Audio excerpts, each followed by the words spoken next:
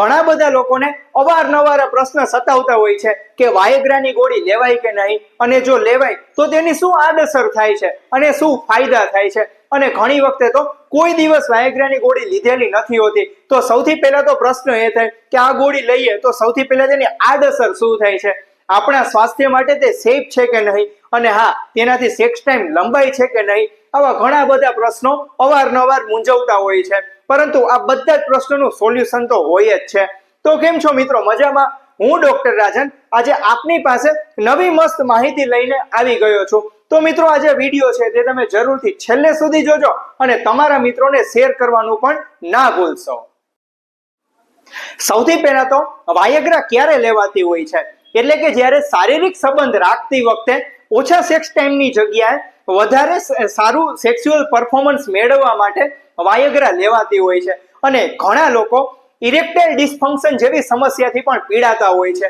એવા લોકો પણ વાયગ્રાની ગોળી લેતા હોય છે. પરંતુ તમને એ કદાચ ખબર નહીં હોય કે વાયગ્રા આપણા શરીરમાં કઈ રીતે કામ કરે છે. તો જે વાયગ્રા લીધા બાદ જે લિંગના જે સ્નાયુ છે તે રિલેક્સ કરી નાખે છે અને તેમાં તે લોહીનું પરિભ્રમણ વધારી દે છે, એટલે કે તે બ્લડ ફ્લો વધારી દે છે. અને ઘણા લોકો ઘણી વખતે જાણતા અજાણતા મોટી ભૂલ કરી બેસતા હોય છે કે જેમાં ઘણી વખતે પહેલી જ વખત વાયગ્રા લેતી વખતે એક સાથે 2-3 ગોળી લઈ લેતા હોય છે અને તેના પરિણામે તેને ફાયદો તો ઠીક છે, પરંતુ તેની આડઅસર ઘણી બધી જોવા મળતી હોય છે. અને સાથે તે આડઅસર તે ભૂલ ક્યારેક જીવલેણ પણ બનતી હોય છે. પરંતુ તેમાંની એ સામાન્ય આડઅસરો જેવી કે ઘણી વખતે સતત માથું દુખવું, સાથે સાથે ઉલટી ઉપકા થવા, સાથે પેટમાં અપચો, સાથે પેટમાં ગેસ રહેવો, સાથે ઘણી વખતે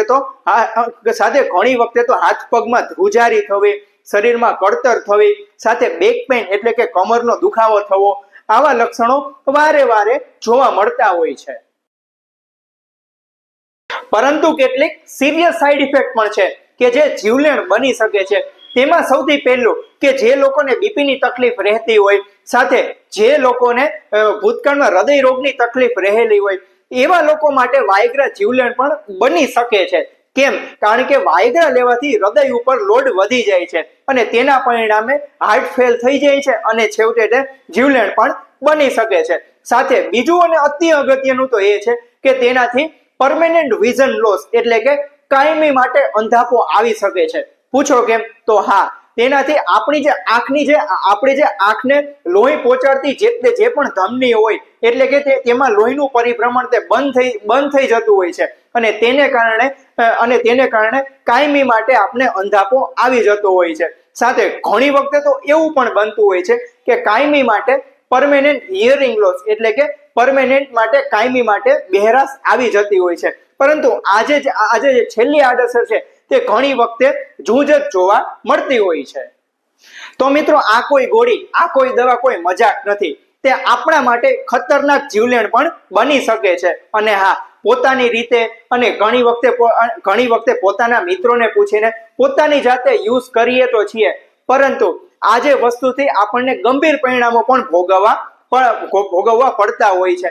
અને હા, સૌથી પહેલો તો તમને પ્રશ્ન એ થતો હોય છે કે આનાથી બચવા આપણે આ બધું જાણ્યું તો ખરા, પરંતુ આના ઓપ્શન તરીકે આપણે શું વાપરવું જોઈએ? તો હા, તેના ઓપ્શન તરીકે આપણે બેસ્ટ સૌથી પહેલા તો શુદ્ધ શિલાજીત, સાથે બીજું સતાવરી, અશ્વગંધા, કૌચાબીજ, સતાવરી, ગોખરું, આવા ઘણા બધા કુદરતી ઔષધો આપણે આપેલા જ છે. અને આવા બધા ઔષધો આપણે વાપરવા જોઈએ કે જેનાથી આપણને લાંબા ટાઈમ સુધી કોઈ પણ જાતની આડઅસર પણ નથી થતી અને લાંબા ટાઈમ સુધી ફાયદો પણ મળે છે અને સ્ટેમિના પણ આપે છે, અને જેનાથી આપણે સારું એવું સેક્સ્યુઅલ પરફોર્મન્સ પણ મેળવી શકીએ છીએ. તો મિત્રો, ફરી મળીશું નવી માહિતી સાથે. ત્યાં સુધી રજા લઉં છું. અને આ જે વિડીયો છે તે તમે જરૂરથી તમારા મિત્રોને શેર કરવાનું ના ભૂલશો. અને આવી વધુ ને વધુ હેલ્થ સંબંધિત માહિતી મેળવવા માટે આ ચેનલને સબસ્ક્રાઇબ કરવાનું ના ભૂલશો. સૌનો આભાર.